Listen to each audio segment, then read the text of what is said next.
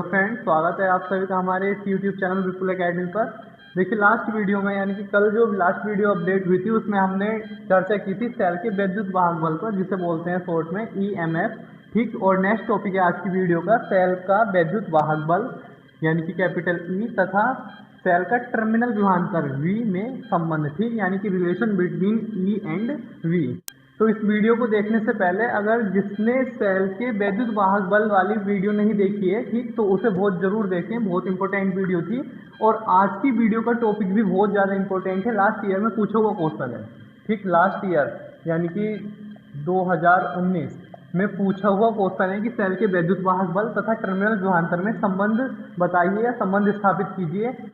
अगर आपसे नॉर्मली पूछा जाए कि सेल के वैद्युत वाहक बल और टर्मिनल विभवांतर में संबंध बताइए, तो देखिए कैसे संबंध निकालते हैं, इसमें कैसे संबंध स्थापित किया जाता है। तो लाइव क्लास चल रही है आपकी, जल्दी से सेशन को लाइक कर दीजिए और अपने ज़्यादा से ज़्यादा दोस्तों को जोड़िए और ज़्यादा से ज़्यादा शेयर कीजिए और ज़्यादा से ज़्यादा लाइक कीजिए। ठीक, तो देखिए स्टार्ट करते हैं कि सेल के वैद्युत वाहक बल तथा टर्मिनल विभवांतर में रिलेशन क्या होता है। तो सबसे पहले बात आती है कि टर्मिनल विभवांतर क्या होता है। देखिए कि सेल के वैद्युत वाहक बल पर तो हमने कल डिस्कस करा था, अच्छा खासा टॉपिक चला था, लाइव क्लास चली थी कल भी। ठीक, और आज टॉपिक है कि सेल के वैद्युत वाहक बल के साथ साथ टर्मिनल विभवांतर, क्योंकि टर्मिनल विभवांतर क्या होता है तो नोट वगैरह करते रहना है आपको। ठीक, हेडिंग डाल लीजिए अच्छे से और टर्मिनल विभवांतर पर थोड़ी सी चर्चा करते हैं कि टर्मिनल विभवांतर क्या होता है। तो अगर हमारे पास कोई सेल है, ठीक, सेल है, तो उसमें क्या होगा, प्लस भी होगा और माइनस भी होगा, यानी कि जो प्लेट होंगी आधा प्लस का पोर्शन होगा उसमें, आधा माइनस का होगा, जैसे नॉर्मली बैटरों में भी होता है। तो किसी सेल की प्लेटों ये हमारा कोई सेल हो गया यानी बैटरी या सेल हो गया, किसी सेल की प्लेटों के बीच प्रचालन विभवांतर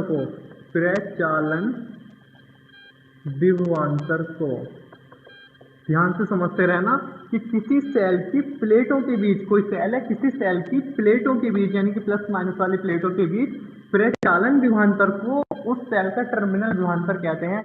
अब बात आई प्रचालन विभवांतर क्या होता है। प्रचालन विभवांतर यानी कि जो विभवांतर इन प्लेटों के बीच ऑपरेटिंग कर रहा है, ठीक, यानी कि जो आवेश को इधर से उधर पहुंचाने में हेल्प कर रहा है, यानी कि एक तरह से ऑपरेट करना हो गया कि विभव को या विभवांतर को ऑपरेट जो कर रहा है प्लस से माइनस की ओर, माइनस से प्लस की ओर, तो वो हमारा है प्रचालन विभवांतर। तो इसे बोला जाता है टर्मिनल विभवांतर। ठीक, किसी सेल की प्लेटों के बीच प्रचालन विभवांतर को सेल का टर्मिनल विभवांतर कहते हैं। नॉर्मल सी डेफिनेशन थी इसकी, ठीक है, तो इसे भी नोट कर लीजिए, पता होना चाहिए कि टर्मिनल विभवांतर क्या होता है। तो देखिए कि सबसे पहले अगर सेल के वैद्युत वाहक बल और टर्मिनल विभवांतर में संबंध स्थापित करना है तो हमें क्या क्या चाहिए। एक तो वैद्युत वाहक बल ही चाहिए होगा सेल का, ठीक, टर्मिनल विभवांतर भी चाहिए होगा और एक हमें सर्किट चाहिए होगा, वैद्युत परिपथ चाहिए होगा और जिसमें सेल लगा हुआ होना चाहिए। ठीक, तो थोड़ा इसका एक छोटा सा सर्किट बनाते हैं तब संबंध स्थापित करेंगे। तो देखिए हमने एक इलेक्ट्रिक सर्किट बनाया है, इसमें हमारा एक प्रतिरोध है और प्रतिरोध के सिरों के बीच विभवांतर लगा हुआ है। ठीक, और इसमें वैद्युत धारा I प्रवाहित हो रही है और एक सेल यानी कि एक बैटरी लगी हुई है कैपिटल E, जिसका वैद्युत वाहक बल E है और एक आंतरिक प्रतिरोध स्मॉल r इसमें लगा हुआ है। यानी कि हमें सर्किट में किन किन चीज़ों की आवश्यकता पड़ी कि एक वैद्युत परिपथ है और वैद्युत परिपथ में कुछ लोड है, प्रतिरोध है और जिसके सिरों के बीच विभवांतर लगा हुआ है और एक सेल लगा हुआ है। ठीक, यानी कि सेल सर्किट में होना जरूरी है, तभी हम सेल का वैद्युत वाहक बल और टर्मिनल विभवांतर में रिलेशन निकाल सकते हैं। तो माना प्रतिरोध R के सिरों के बीच विभवांतर बराबर B। ठीक, यानी कि जो प्रतिरोध R है इसके सिरों के बीच विभवांतर कितना लगा हुआ है, वो हमने मान लिया विभवांतर V लगा हुआ है। और अब देखिए हमारे पास जो सर्किट है उसमें एक आंतरिक प्रतिरोध यानी स्मॉल r लगा हुआ है। अब बात आ गई आंतरिक प्रतिरोध क्या होता है। ठीक, तो बेसिक आप थोड़ा समझिए, मान लिया कि ये हमारे पास एक सेल है, ठीक, या फिर आप समझ सकते हो कि जैसे आपके पास जो निप्पो वगैरह के सेल आते थे जो रेडियो वगैरह में या जो टॉर्च वगैरह में डलते थे, ठीक, या फिर दीवार घड़ी वाले जो सेल हैं उन्हें कोई सी भी सेल हो यूज कर सकते हो, सब में सेम प्रोसेस है, या बैटरी भी ले सकते हो।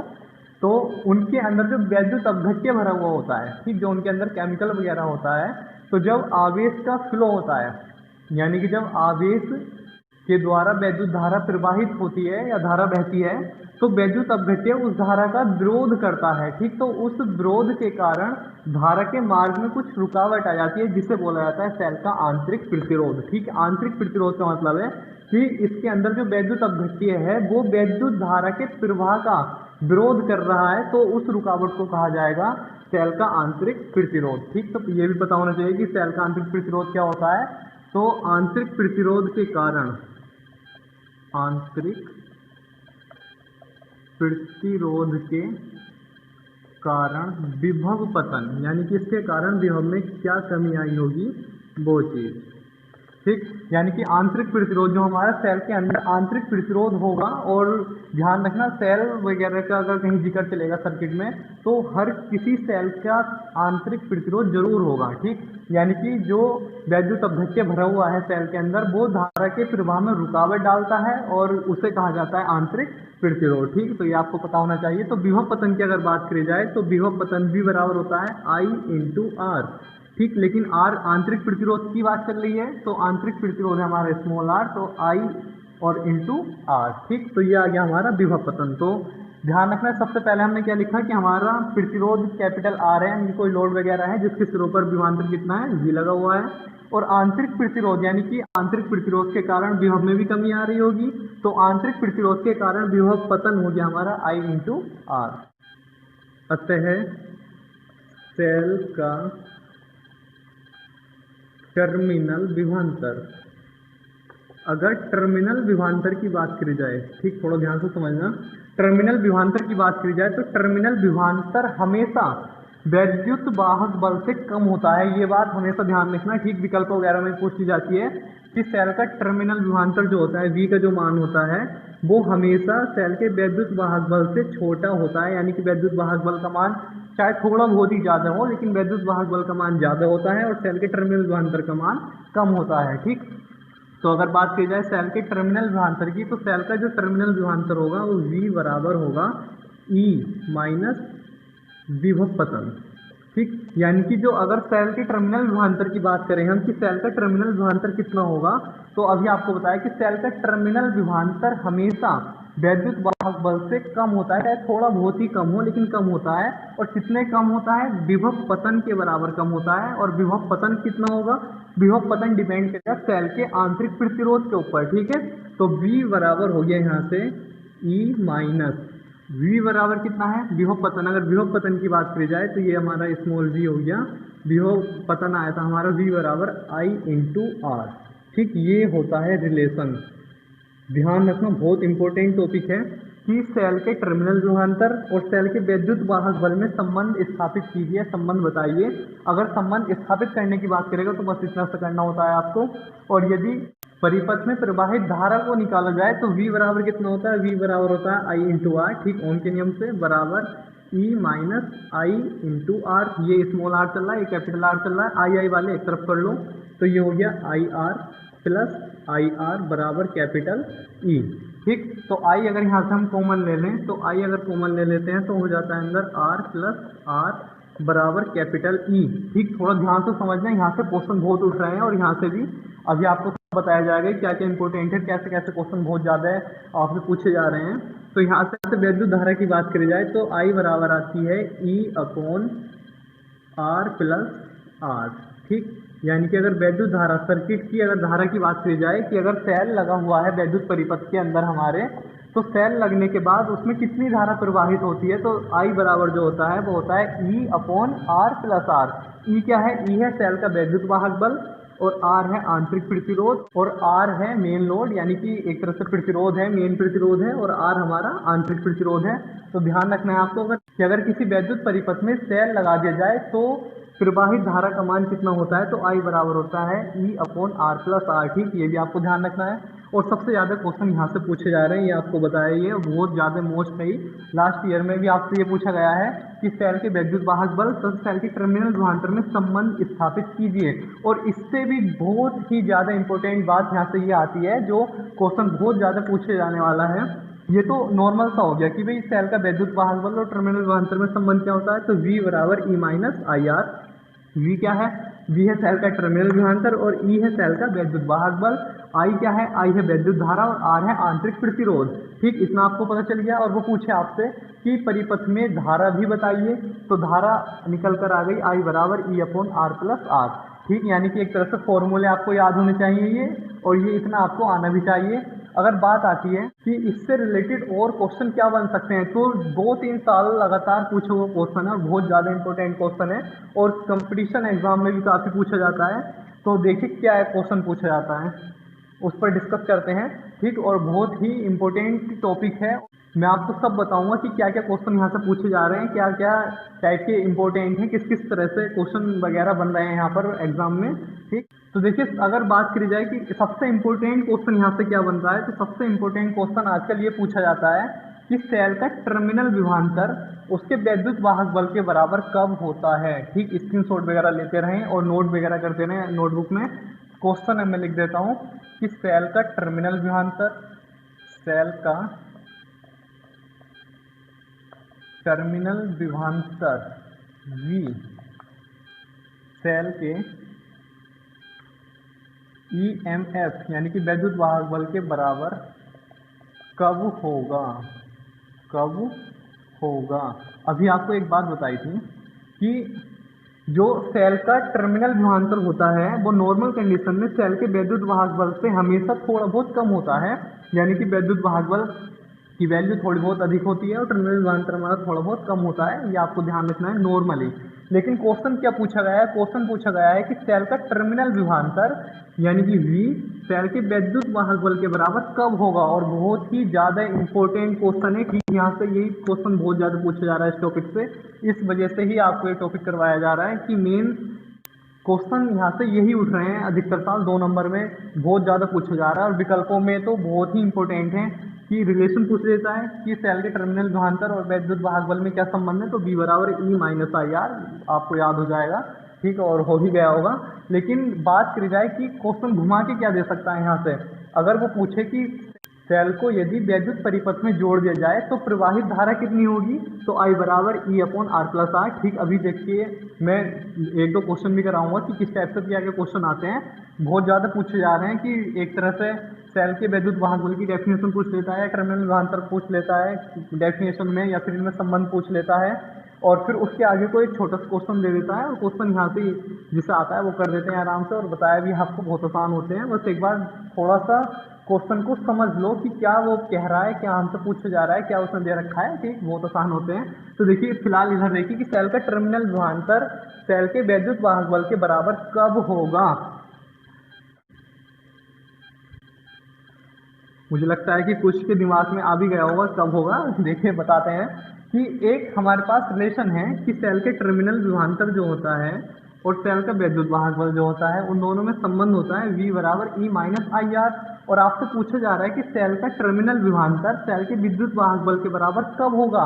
तो कब होगा, थोड़ा ध्यान से देखिए, सब कुछ आपके सामने है, सब कुछ आपके सामने स्क्रीन पे चल रहा है।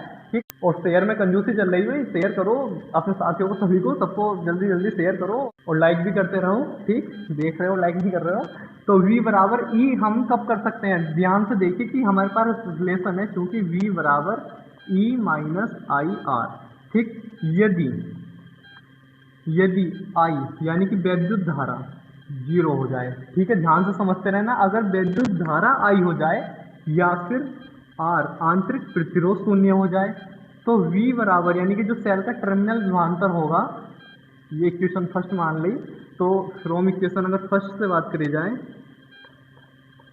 यानी कि I और R इनकी किसी की एक की भी वैल्यू 0 हो जाएगी, तो V बराबर कितना हो जाएगा इक्वेशन फर्स्ट से, V बराबर हो जाएगा E। और V क्या है, V है हमारा टर्मिनल विभवांतर, टर्मिनल विभवांतर, और E क्या है हमारा EMF। और बहुत ही ज़्यादा मोस्ट टॉपिक है, ठीक, बहुत ज़्यादा पूछे जाने वाला टॉपिक है कि सेल का टर्मिनल विभवांतर सेल के विद्युत वाहक बल के बराबर कब होता है।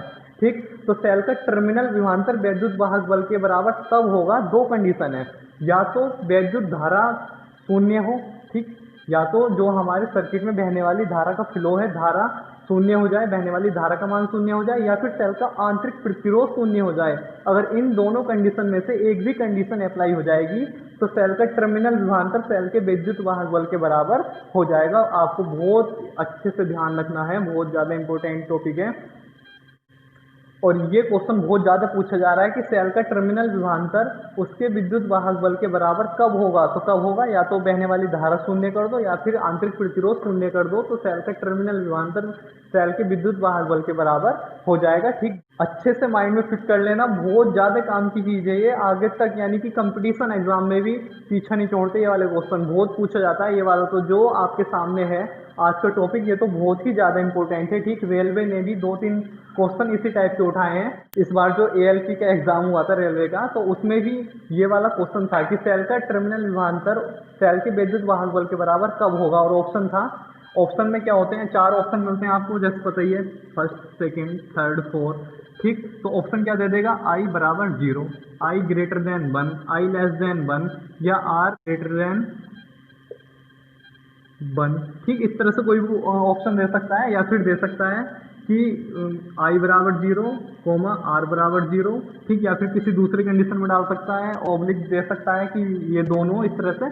तो आपको ध्यान रखना है कि कब होगा, जब I 0 हो और R 0 हो, या फिर दोनों में से कोई सी एक कंडीशन हमारी 0 हो।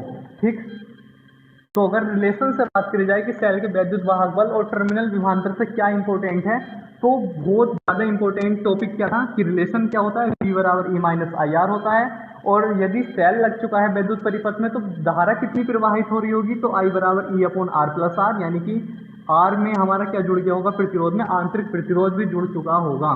ठीक, और जो उसका धारा का विरोध कर रहा होगा, यानी कि प्रतिरोध हमारा बढ़ चुका होगा सेल लगने से। और पूछा जाए कि सेल का टर्मिनल विभवांतर उसके वैद्युत वाहक बल के बराबर कब होता है। ठीक, एक बात और बेसिक ध्यान रखना, अगर आपसे कोई पूछे कि सेल का टर्मिनल विभवांतर और सेल के वैद्युत वाहक बल में किसकी वैल्यू अधिक होती है, तो आपको बहुत बार बता दी गई है बात कि सेल का जो टर्मिनल विभवांतर होता है वो सामान्यतः सेल के वैद्युत वाहक बल से कम ही होता है। ठीक, यानी कि सेल का टर्मिनल विभवांतर की वैल्यू विद्युत वाहक बल से EMF से थोड़ी बहुत कम ही होगी अगर नॉर्मल कंडीशन है तो। ठीक, और पूछ लिया जाए कि बराबर कब होगी, तो बराबर के लिए ये वाला टॉपिक आपको बताया दिया है, बहुत ही ज़्यादा मोस्ट टॉपिक है, वेरी मोस्ट आप लिख सकते हो। ठीक, नोट वगैरह करके इसे नोट कर लीजिए और स्क्रीनशॉट वगैरह ले लीजिएगा इसका। बहुत ही ज़्यादा इंपॉर्टेंट टॉपिक है ये वाला। ठीक, तो इसे बहुत अच्छे से माइंड में फिट कर लेना पूरे को। और आज की वीडियो बहुत ही ज़्यादा इंपॉर्टेंट है आपके एग्जाम के लिए।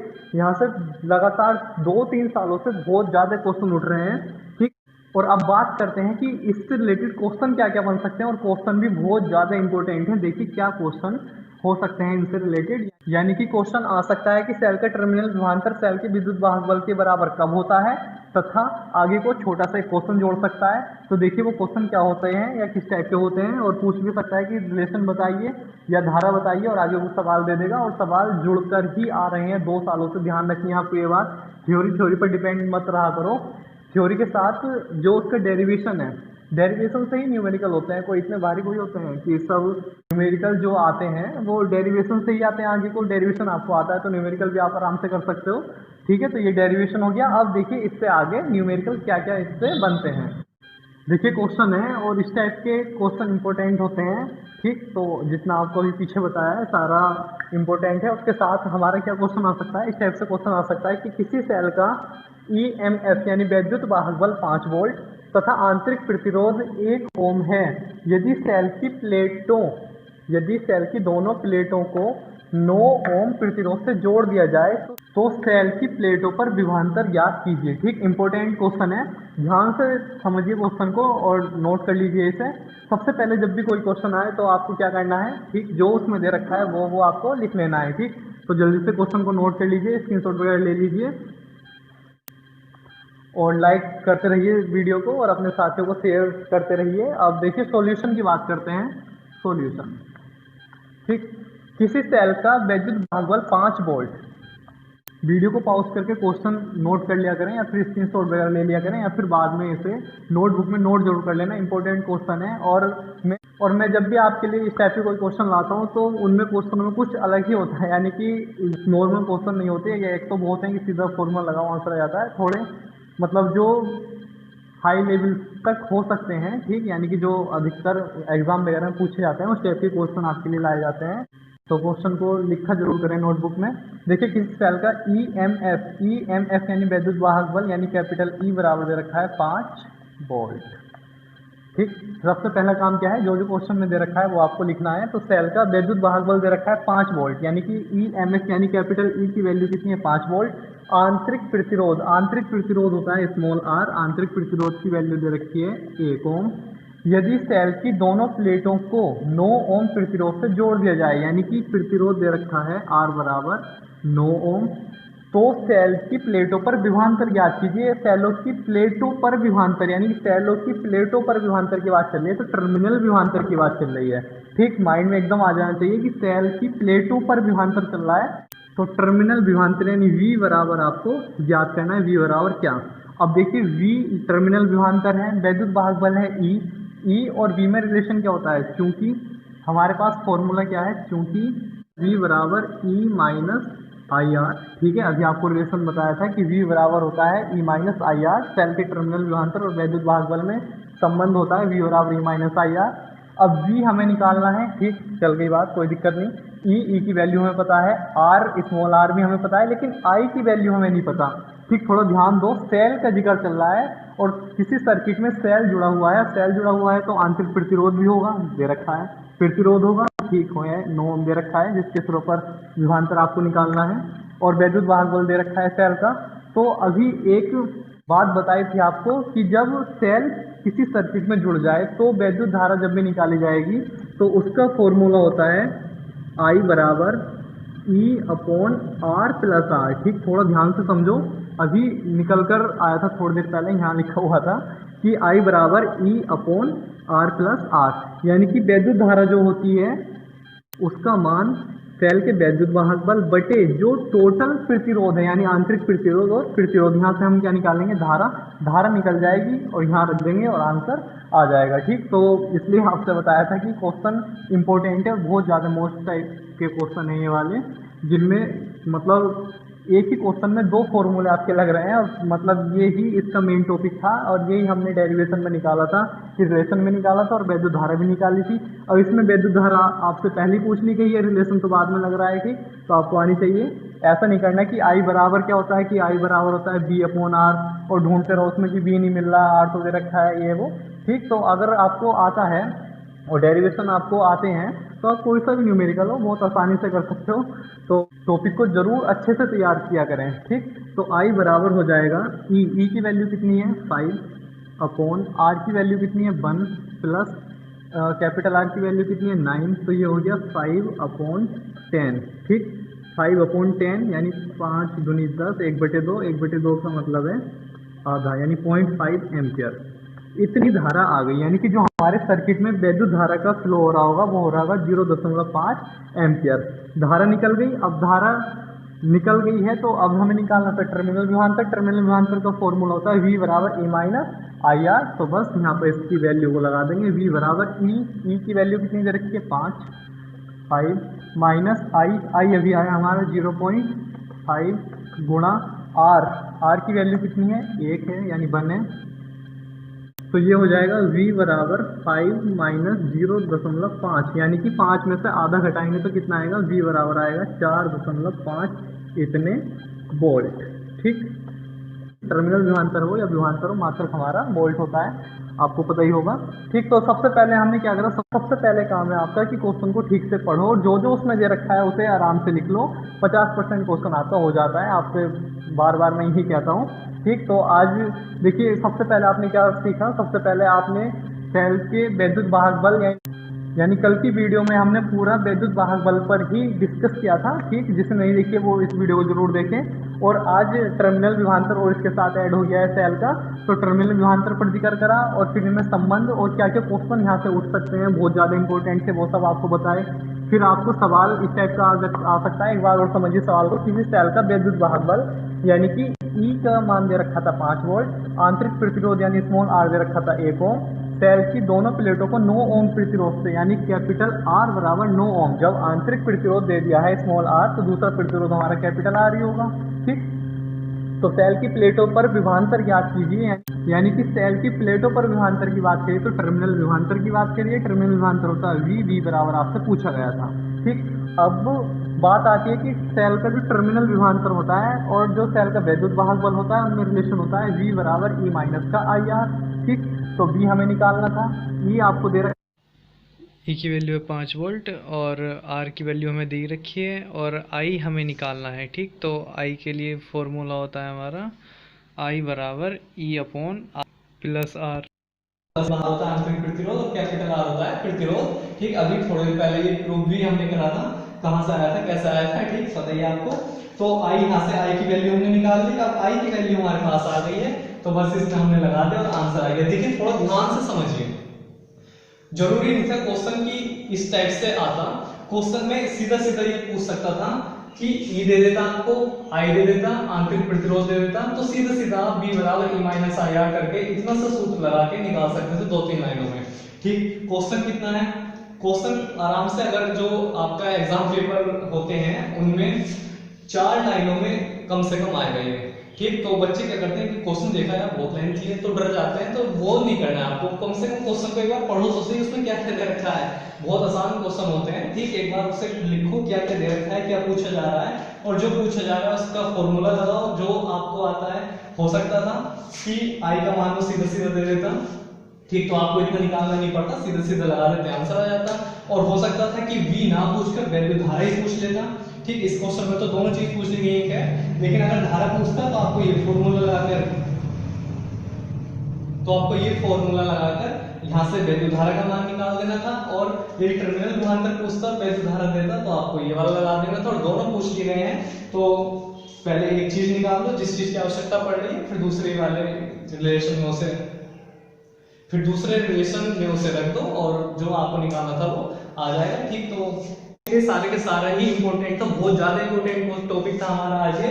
और यहाँ से बहुत ही क्वेश्चन पूछे जा रहे हैं और लास्ट 2-3 ईयर से तो काफी पूछे जा रहे हैं।